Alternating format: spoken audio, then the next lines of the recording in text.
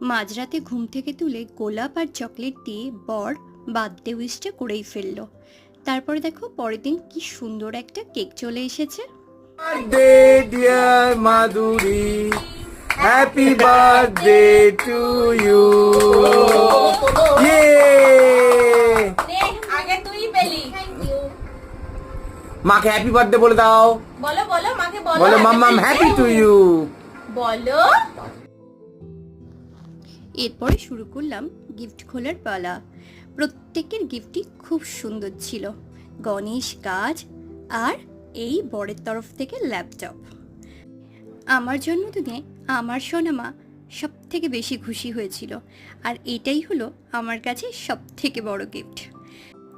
এবার একটা ছোট্ট রিলস বানিয়ে এবং মেয়ের দুষ্টুমি দেখতে দেখতে বেশ খানিকটা সময় কেটে গেল।